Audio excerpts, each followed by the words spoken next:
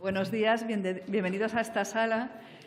Para complementar el legado, vamos a tener esta mesa redonda sobre la cultura sefardí, que será moderada por Pilar Tena, nuestra directora en Atenas, y con presencia de don David Saltiel, doña Esther Benaján y don John Juaristi, que fue además director del Instituto Cervantes, así que está en su casa. Y bueno, paso la palabra a Jaime Moreno Bau, director general de Casa Sefarad Israel, para que tenga unas palabras.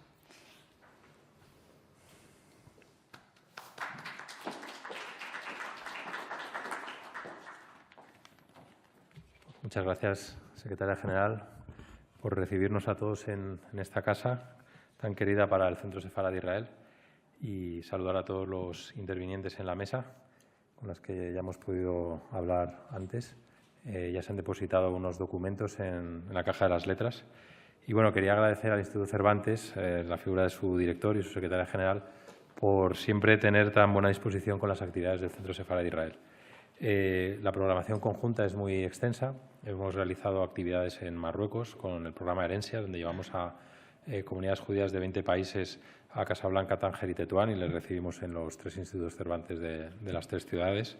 El Instituto Cervantes ha colaborado desde el inicio en la confección de la exposición de la Edad de Oro de los Judíos de Al-Ándalus, que ya se ha llevado a Tesalónica, ahora también a Cracovia, también ha estado en Nueva York, va a estar en Miami y, por supuesto, estuvo en el Centro Sefarad de Israel, y que hace un recorrido de la presencia de los judíos en la península, en Al-Ándalus, antes incluso de la expulsión en el año 1492. Y esta actividad también de depositar documentos en la caja de las letras también es una muestra de la colaboración extraordinaria que hay entre el Cervantes y el Centro Sefarad de Israel. Y bueno, sin duda hay que felicitarse porque hoy es un día especial, un día en el que Sefarad está en el centro de todas las miradas, y hay que decir que la cultura sefardí es parte de nuestra historia, y eso explica que hoy se hayan depositado estos documentos en la caja de las letras. El Centro Sefarad de Israel y el Instituto Cervantes tienen un aliado extraordinario en el exterior, que es el mundo sefardí, y son continuas las actividades que el Instituto Cervantes realiza para promocionar a escritores que realizan sus actividades en ladino, y para poner en valor la música que se realiza en esta lengua tan importante. Y en España también se realiza una preservación del mundo sefardí. Por supuesto, el Centro Sefarad de Israel lo hace. También se hizo con la Ley 12/2015 para la concesión de la nacionalidad española a los descendientes de sefardíes, y lo haremos próximamente con la entrega del Premio Corona de Ester al Instituto Cervantes en la figura de su director, por ese cariño y ese empeño en conservar, preservar el mundo judío, el mundo sefardí en España. Y bueno, tenemos ahora una mesa de lujo, y nada, pues ya cedo la palabra a Pilar Tena para que introduzca el acto. Muchas gracias.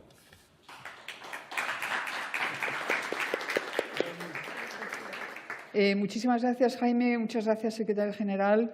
Tenemos el tiempo limitado, y por eso yo realmente me voy a limitar a presentar a los ponentes que tenemos hoy, que efectivamente es una mesa de lujo.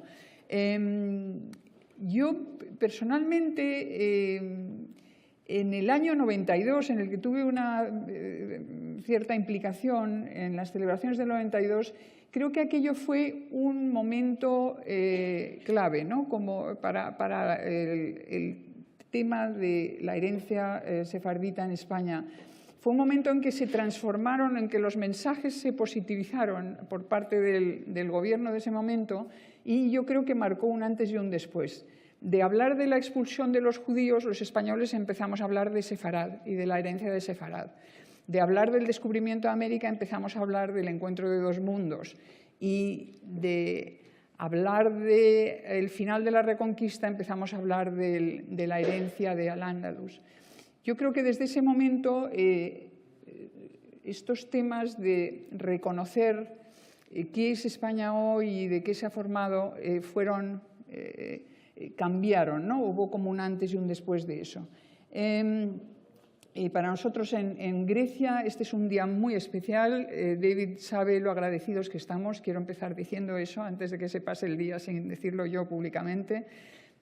Su apoyo, el apoyo de la comunidad judía de Tesalónica, es absolutamente esencial y determinante para el funcionamiento de nuestra extensión ahí, y lo agradecemos muchísimo y esperamos que seguir colaborando y creciendo más.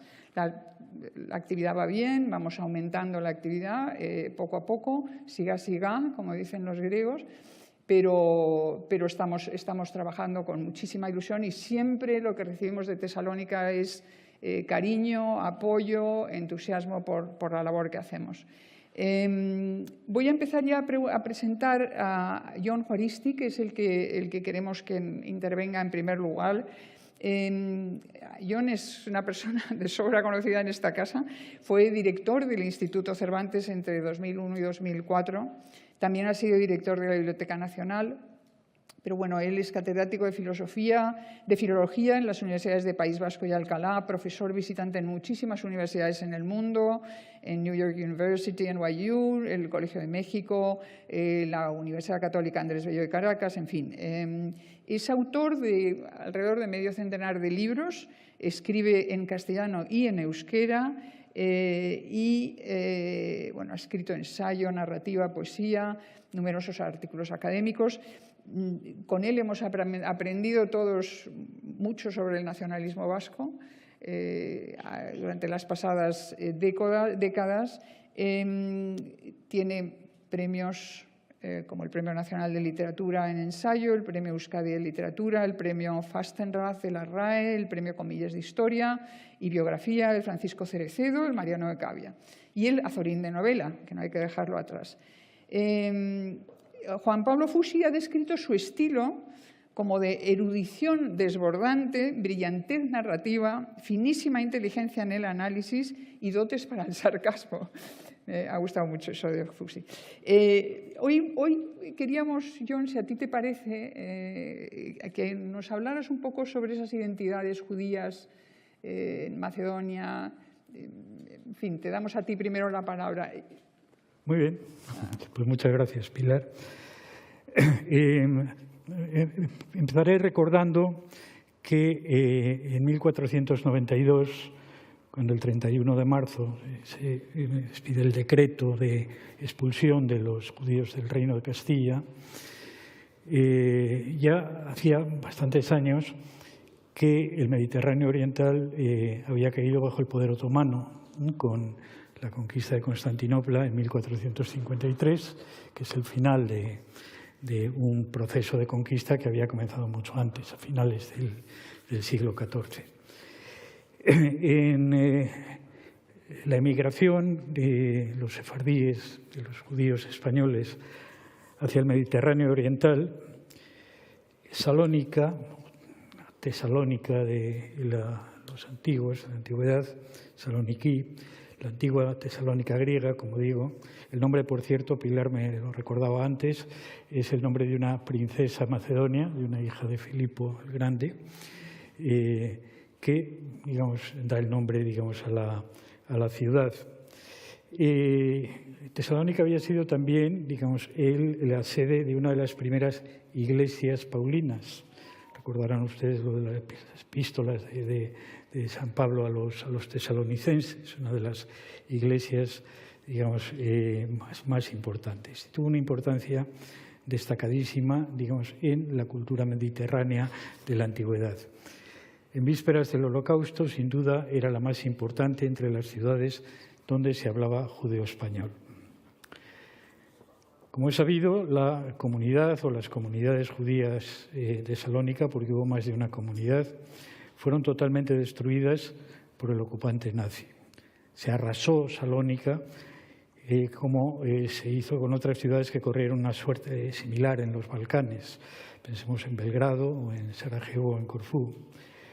El Holocausto terminó prácticamente con la presencia judía en los Balcanes, con la excepción de Bulgaria, donde el Estado búlgaro no fue destruido por los nazis y se toleró la existencia de un gobierno aliado de Alemania, aliado pero no exactamente, digamos, un gobierno títere que protegió, digamos, a sus judíos.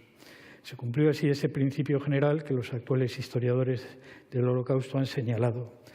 Allí donde se mantuvo el Estado, donde no se destruyó el Estado, el genocidio de la población judía no fue completo. Donde, por el contrario, los ocupantes destruyeron los estados en los países con población judía, esta fue sistemáticamente exterminada. Eso sucedió en Yugoslavia y Grecia, no así en Albania, ocupada por los italianos, ni en Bulgaria.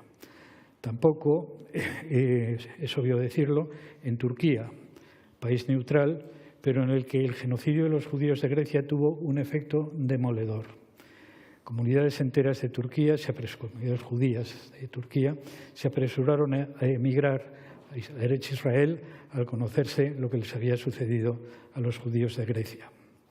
Así sucedió, por ejemplo, con los judíos de Esmirna, que habían conocido muy tempranamente lo que sucedió en Salónica. A pesar de estar separados por el mar Egeo, están a uno y otro lado del Egeo, las relaciones entre las comunidades de ambas ciudades habían sido muy estrechas, de modo que una gran mayoría de los judíos ismirlíes se apresuró a emigrar a Israel antes de la independencia del Estado de Israel. En 1992, hablo de una fecha un poquito clave, conocí al escritor israelí de origen ismirlí, turco, Shlomo Abayu, que había venido a España a dictar una serie de conferencias. Yo lo había invitado a la Universidad del País Vasco y en correspondencia me invitó el año siguiente a una conferencia general, una reunión general del Pen Club en Jerusalén. Shlomo vivía en un kibutz, en Gaz, donde estaba liberado, digamos, de ciertas tareas para poder dedicarse a escribir. Escribía poesía y había escrito novela en hebreo y en ladino. Y se ocupaba asimismo de los archivos estatales sobre la historia de los judíos del Imperio Otomano en Israel. Fue Shlomo autor de una novela en judeo-español, El último niño de la judería, que habla del vaciamiento de la judería de Esmirna, el que me habló por primera vez de la emigración de los judíos de Esmirna, tras conocer la gran tragedia de Salónica, arrasada tan espantosamente por los nazis, que pocos testimonios quedaban de su historia en los archivos de Israel. Durante los primeros años de este siglo viajé mucho por los Balcanes, no solo por mis responsabilidades al frente de Cervantes. Abrimos, por ejemplo, el centro de Belgrado y las aulas de Zagreb y de Sofía, sino por un interés más amplio en las lenguas de los eslavos del sur, en la épica popular yugoslava y en otras cuestiones. Ya desde los años 80, mi cercanía a académicos yugoslavos, como el cervantista esloveno Stanislav Simic, con el que hice amistad en Austin, o la gran especialista en el romancero sefardí de Sarajevo, Krinka Vidaković, que fue después embajadora de Serbia en Israel, me llevó a interesarme mucho más en el complicado mundo balcánico que comenzaba a vivir por entonces otra de las terribles guerras que han marcado su devenir. Conocí y sobre todo leí autores que trataban en sus obras de los antecedentes del estallido de Yugoslavia. Entre otros, a un joven profesor de Columbia, en Nueva York, Mark Maxover, que ya en 2004, cuando yo cesé como director del Cervantes, había publicado un magnífico libro sobre Salónica, tengo aquí una edición en paperback, y siguió desde entonces dedicándose casi por entero a la historia de Grecia. Salónica, City of Coast, Christians, Muslims and Jews, entre 1430 y 1450, es sin duda el mejor libro de alta divulgación sobre la historia de Salónica. Ya el título añade a la convivencia de tres leyes, tres religiones, tres culturas y tres lenguas en la Salónica otomana y posotomana, lo que nos hace pensar, obviamente, en la España de las tres culturas. Sin embargo, la semejanza es, en este caso, bastante engañosa. Más que a la España medieval, el caso de Salónica se asemeja al de Marruecos posterior a la expulsión. Los sefardíes que llegaron a Salónica inmediatamente después de la expulsión no fueron muchos, si se cuentan las cifras actuales, fueron entre un 10 y un 20% de los aproximadamente 150.000 a 200.000 expulsos.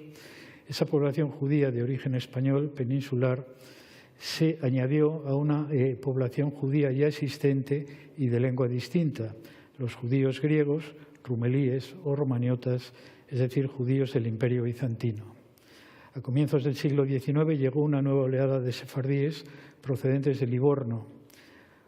Probablemente esta población ya no conservaba el judeo español, había pasado, digamos, por Ajascalá, hablaban en francés o en italiano.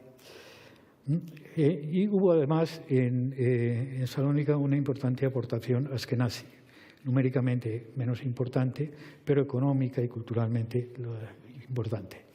La comunidad judía era heterogénea, dividida en distintas sinagogas con sus tradiciones étnicas particulares, también en Salónica.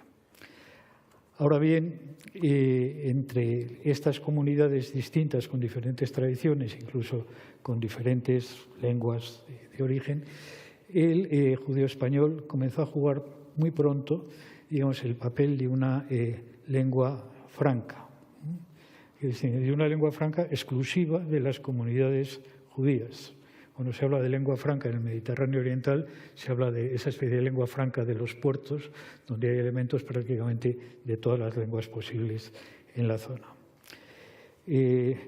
A propósito, en este sentido, de la identidad étnico-lingüística de los judíos de Salónica, Edgar Morin, que viene de familia salonicense, familia judía de Salónica, utilizaba una expresión que a mí me pareció muy divertida en su origen. Decía que en realidad era como una Macedonia de frutas, la identidad judía de Salónica, una salad macedoniana, como la salad niçoise. Había una especie de variedad y de pluralidad bastante curiosa y bastante rica en ese sentido.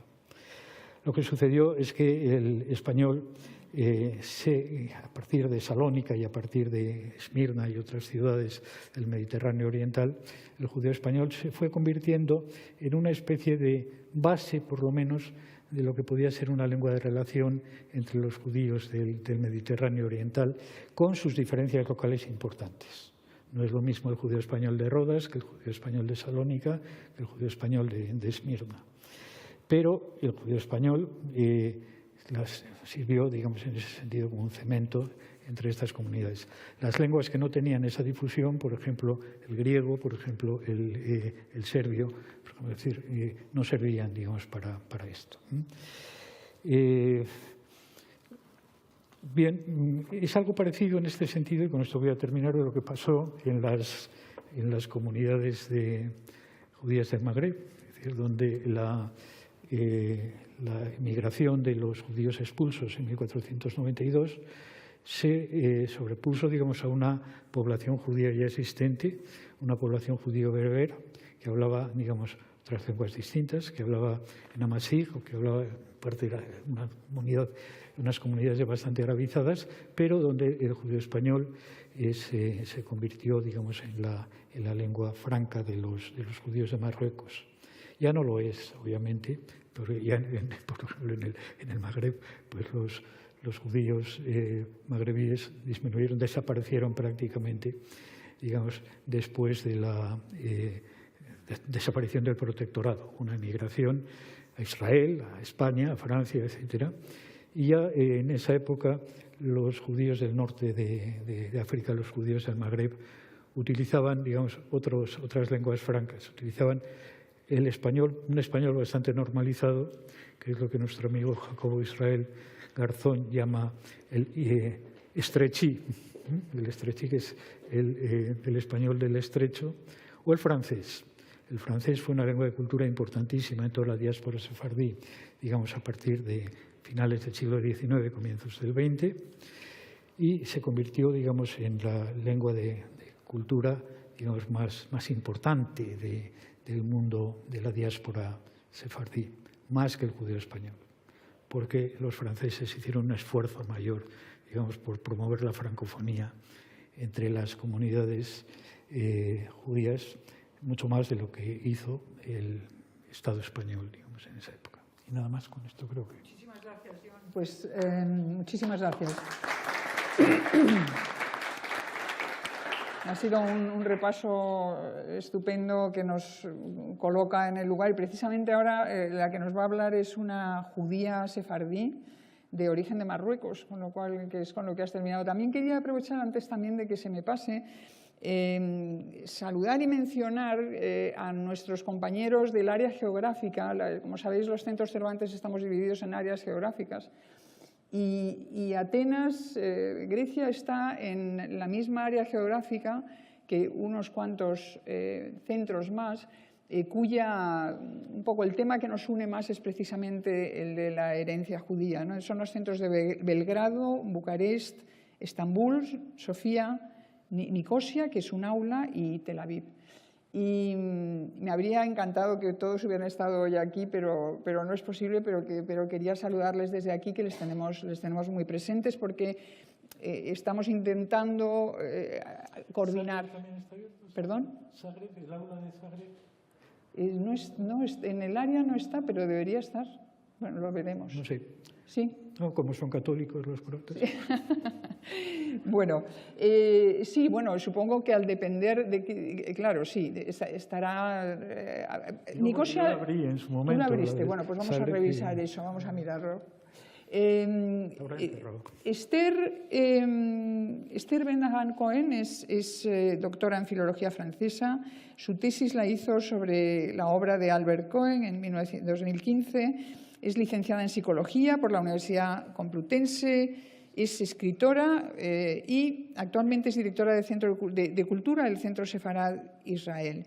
Es autora de innumerables libros, ensayo, ficción. Su próximo libro sale en octubre, que se llamará Escucha el silencio, estamos deseando leerlo. Yo recomiendo muchísimo leer Déjalo, ya volveremos, que es un precioso libro cuya protagonista Reina es una niña de familia judía que vive en Tetuán, en un momento en que los sefarditas del norte de Marruecos están sufriendo una tensión social. Una niña de 7, 8 años que observa sin entender muy bien las consecuencias de eso, pero es una preciosa novela que te mete mucho en esa vida de una familia sefardita, ¿no? Esther quiere hoy hablar más bien de la actualidad, ¿no? de enfocar desde su percepción, desde su identidad, un poco lo que está pasando hoy, quizá romper algunos tópicos si es necesario. Te damos la palabra, Esther. Muchísimas gracias por estar aquí. Muchísimas gracias, Pilar. Muchísimas gracias al Instituto Cervantes, al Centro Sefarad Israel, en nombre de su director, a la Comunidad Judía de Madrid, que está aquí representada por su presidenta, Estrella Bengio, a todos vosotros por estar esta mañana aquí, al señor Saltiel, a la familia Saltiel, porque en realidad ellos representan un símbolo de todo lo que estamos hablando. Tú acabas de hablar de Shlomo Abiyú, es también un amigo poeta, y es curioso porque él es traductor de Luis García Montero, el director del Instituto Cervantes, al hebreo. Además, él conoce la lengua que hablaba, se hablaba ahí en Turquía con el judeo español, y es el único que puede traducir textos muy místicos y muy especiales de esa época. Sí, yo quería hablar de lo que tú dices de la actualidad, pero en nombre también de algunos de sus escritores, pero viendo la actualidad desde algo que tiene en particular el mundo sefardí, que es como en un momento determinado, y como cuando hablamos de Salómnica o hablamos de los judíos de Tetuán, la cronología se dispara y no hablamos de un momento concreto, sino que se puede hablar del tiempo que se confabula para que sea a la vez muchos de ellos. Yo tengo aquí una cita de Alev de Yoshua, que es un escritor israelí, el que se define a sí mismo como sefardí.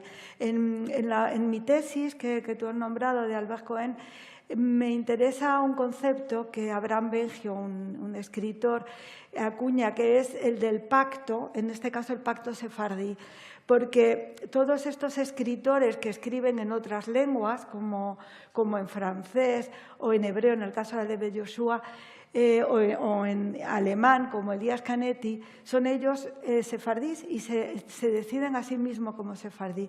Y mi propuesta es, y ya que estamos en el Cervantes, es incorporarlos a nuestra tradición literaria sefardí, porque en realidad Ellos asimismo se veían como sefarditas, entendiendo Sefarad como España. Pregunta Ale Yoshua, ¿qué es lo sefardí? ¿Qué lugar ocupa? ¿Es tan solo la referencia a un origen?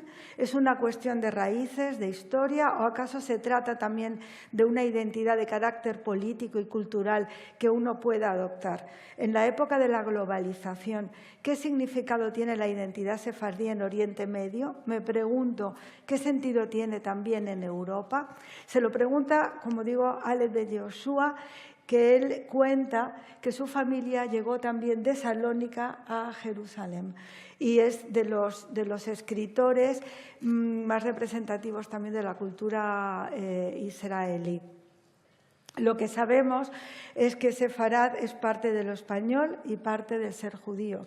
Recordando a Kafka, del que celebramos ahora el centenario de su desaparición y que vamos a tener en el centro una exposición, él se pregunta, si no sé yo quién soy, ¿cómo voy a saber qué es ser judío? Así que entramos siempre en esa cuestión y en esas preguntas de la identidad. El mismo Aleph de Yoshua se pregunta, ¿pero habrá alguien que nos recuerde dentro de 1000 años? ¿Se seguirá conservando aquel aliento antiguo en cuyo seno húmedo e íntimo relampaguea la sombra pasajera de nuestros actos y de nuestros sueños? ¿Acaso el peso de los 1000 años que nos separen no será igual al peso de los 1000 años de hoy? Él se lo pregunta cuando nosotros todavía hoy celebramos a Im Gabirol, del que recientemente se celebró también los 1000 años, pero también Emma Lazarus, que es también una mujer sefardía que todos hemos ido cuando hemos visto la Estatua de la Libertad, pocos recuerdan que es la autora del poema que está a los pies de la Estatua de la Libertad. Y Emma Lazarus, que escribió en inglés, también se sintió parte y hizo un pacto con Sefarad. Ella escribió el Éxodo y dice así: el mediodía español en su fulgor de fuego azul y los peregrinos polvorientos se arrastran como una serpiente sin fin por los llanos sin árboles y los senderos emblanquecidos por los barrancos profundos y pueblos almendrados en la sombra de la catedral. Como si ella misma estuviera en ese lugar, en el mediodía español, en ese relámpago de una visión poética. Este poema, llamado Éxodo, recuerda también a otra salida, que es la salida de Egipto, del mismo pueblo, pero en este caso se refiere a este pueblo que deja España. Como ha estado recordando John y como nos va a hablar nuestro querido amigo de la familia Saltiel, este exilio se produce en 3 movimientos importantes.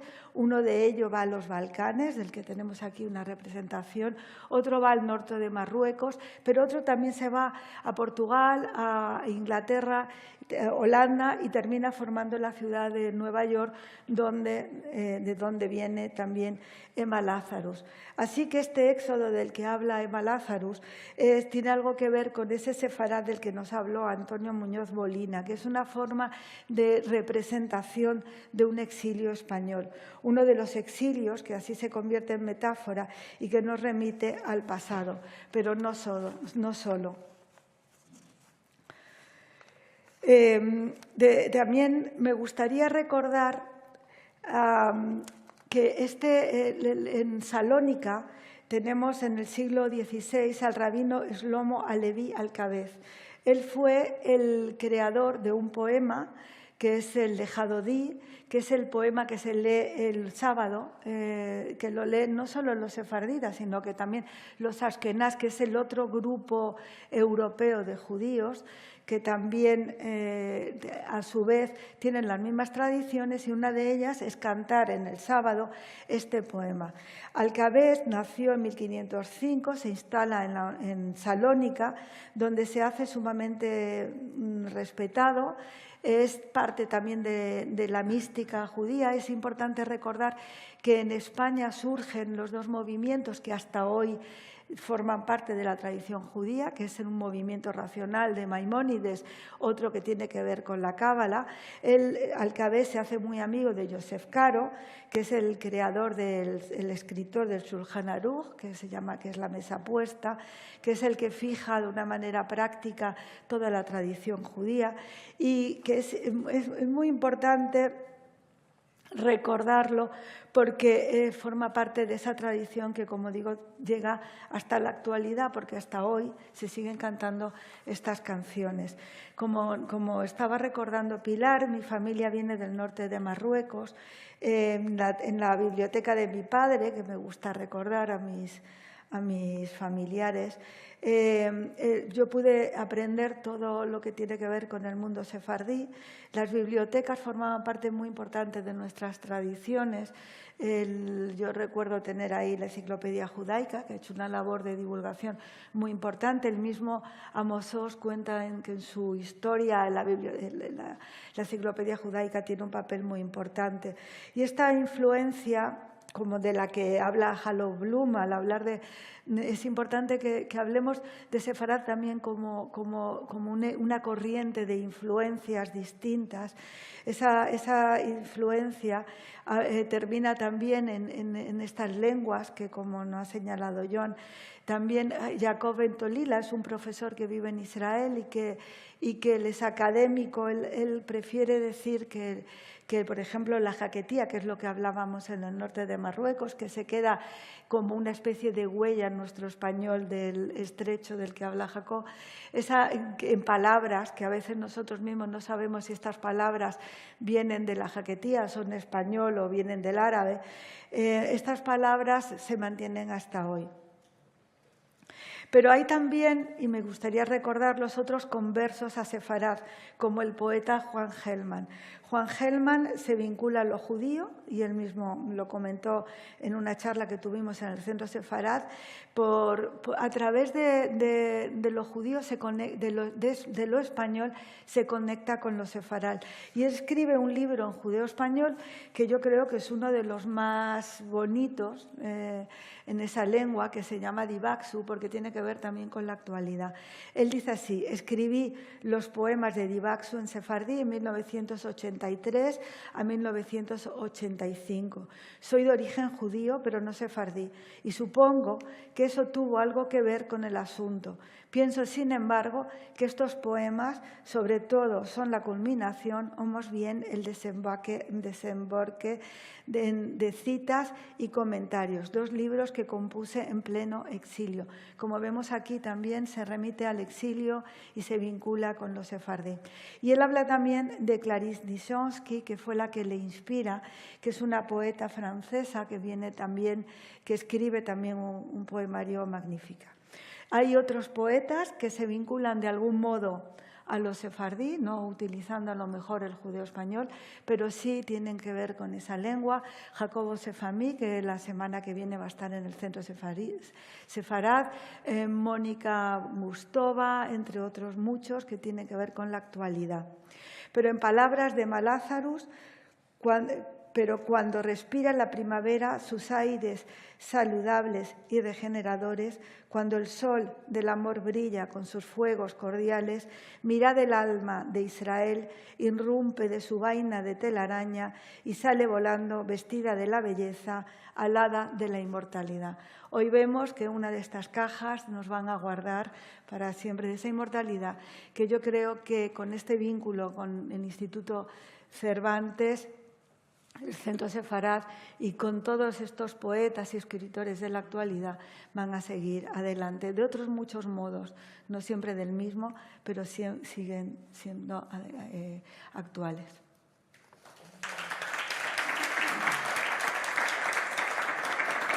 Muchísimas gracias, Esther. Desde luego hay miles de ideas de cosas que podemos hacer con el centro. Ya se hacen, pero hay muchísimas ideas más. A ver si nos da el aliento para hacerlo todo, pero desde luego es infinito el camino que nos queda por recorrer juntos. Como estamos bastante mal de tiempo ya, quiero muy rápidamente presentar a David. Muy rápidamente, él es el presidente de la comunidad judía de Tesalónica, en primer lugar, luego presidente del Congreso Central de Comunidades Judías en toda Grecia. Hay otras comunidades judías muy importantes en Grecia, como sabemos, aparte de Tesalónica. Recientemente he estado en Rodas, también he conocido a la gente que lleva ahí la comunidad judía. En fin, hay mucha labor que hacer en todo el país. Y también a nivel internacional es representante en el European Jewish Congress en temas de restitución. Y, por supuesto, es el presidente del proyecto del Museo del Holocausto de Grecia, que es fundamental. Él ha sido un luchador incansable en los últimos 20 y tantos años para promocionar la agenda de los judíos griegos, la lucha contra el racismo, la lucha contra el antisemitismo. Dedica mucho tiempo, mucho entusiasmo y una gran capacidad de sacar adelante los temas. Yo lo he visto y lo sé. La determinación con la que trabaja y el empeño con el que trabaja, que es muy admirable. Él ha conseguido, por ejemplo, que se reconociera la expropiación del antiguo cementerio judío en Tesalónica, que se pagara una indemnización a la comunidad. Con la Universidad Aristóteles de Salónica también consiguió que se erigieran 2 monumentos que no existían en la ciudad. Consiguió que se reabriera la Cátedra de Estudios Hebreos. En fin, el Museo de Salónica es un museo absolutamente espectacular, de bonito, que ha ido creciendo, que tiene una actividad maravillosa. Él está trabajando y con gran éxito ya para promocionar la cultura sefardí, promocionar el judío español, y esta labor se ha ido reconociendo internacionalmente. Todas estas pequeñas insignias que lleva hoy son las condecoraciones que ha recibido de los gobiernos de Francia, Alemania, Italia y, por supuesto, del español con y Grecia, con la Cruz de la Orden de Isabel la Católica que le impuso Su Majestad el Rey en 2018. Te doy ya la palabra, David, con mi cariño y con mi agradecimiento. ¿Puedo ir allá? Sí, claro. Que claro. la luz. Absolutamente, como quieras. Ahora.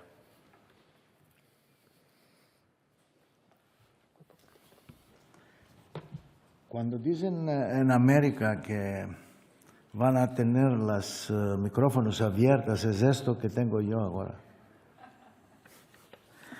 Entonces, quiero expresar más sincero agradecimiento al Instituto Cervantes, especialmente a la directriz de Atenas, señora Pilar, la señora Carmen Noguero, por el gran honor de permitir a los sefardíes de Salónica formar parte de la Caja de las Letras, una cápsula de tiempo única del matrimonio cultural español. Para la comunidad israelita de Tesalónica es muy importante estar mencionada junto a cientos de personalidades, artistas y pensadores que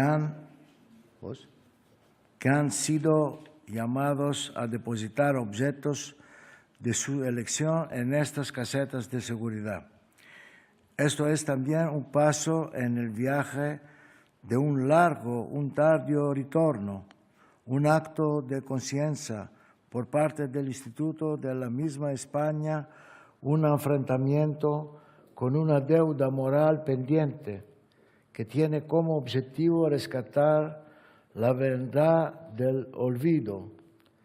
Grandes artistas de España, como Pablo Picasso, Cristóbal Balenciaga, mostraron al mundo entero cómo la patria, cada elemento suyo que se anima en la alma, no se extingue con la distancia o el paso del tiempo, que el dolor del exilio forzado o no va de la mano con la nostalgia y que esta combinación puede convertir esos elementos en fuente de inspiración para brillantes obras.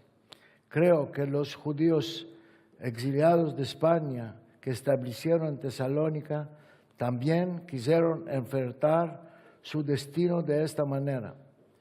no fatalizamente, sino con un espíritu fértil y orgulloso. Lo hicieron durante siglos hasta que se encontraron ante la svástica. Su vehículo siempre fue el idioma castellano, el idioma que conocían y enseñaban a sus hijos.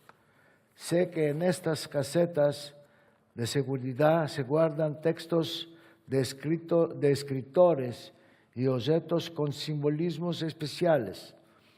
Me gustaría mucho depositar un texto de los muchos grandes rabinos que nacieron y prospectaron a la Salónica sefardí, Rabino Al-Kabet, como se dijo antes. Sin embargo, el desastre que internó borrar casi todo rastro de esta identidad sin poder frontalmente lograrlo no me lo permite.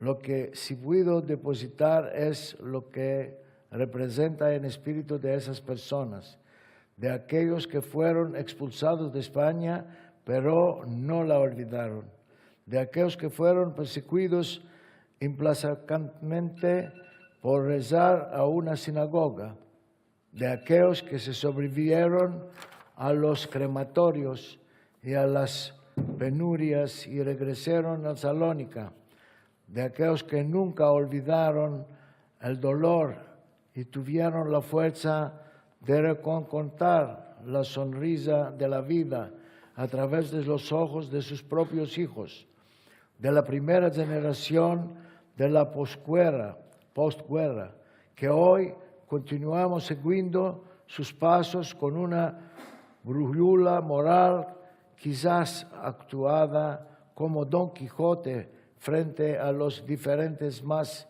peligrosos molinos del viento de nuestro tiempo. He intentado a través de una carta y de otros objetos que se colocarán en la caseta de seguridad, resaltar este espíritu atemporal y el amor por España que los nazis no pudieron exterminar. Permítame leer esta carta dirigida a los miembros de cada generación futura de España y de todo el mundo, así como a cualquier persona que está interesada en saber y conocer.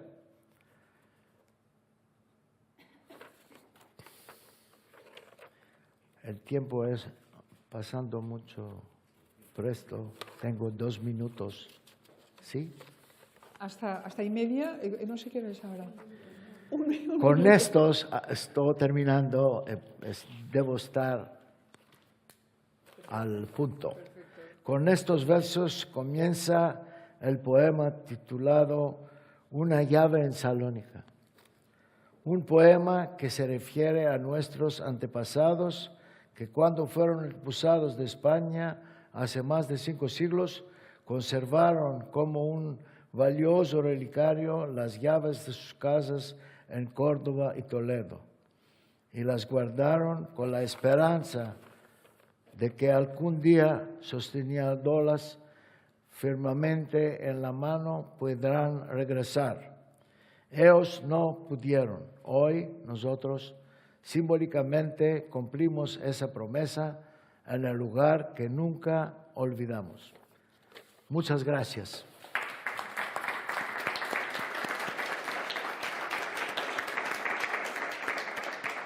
Bueno, muchísimas gracias. Desgraciadamente no podemos hacer un coloquio, no tenemos tiempo, pero esta tarde seguimos, los que estamos aquí y algunas personas más, en el Centro Sefaradí Israel, en la calle Mayor de Madrid, a las 6 de la tarde.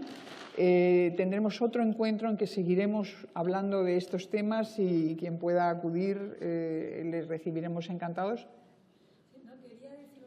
Que tenemos aquí también a Yuri Sazón de Calza Muestra, que se ha conseguido por primera vez en Google tener una entrada del ladino. Entonces me parece importante porque ha sido esta semana cuando se ha anunciado. Estupendo, muy bien, aprovecharemos eso también todos. Muy bien, muchísimas gracias. Ha sido una mañana especial para nosotros, que queremos que David considere una muestra de nuestro cariño y de nuestro agradecimiento. Muchísimas gracias. Gracias.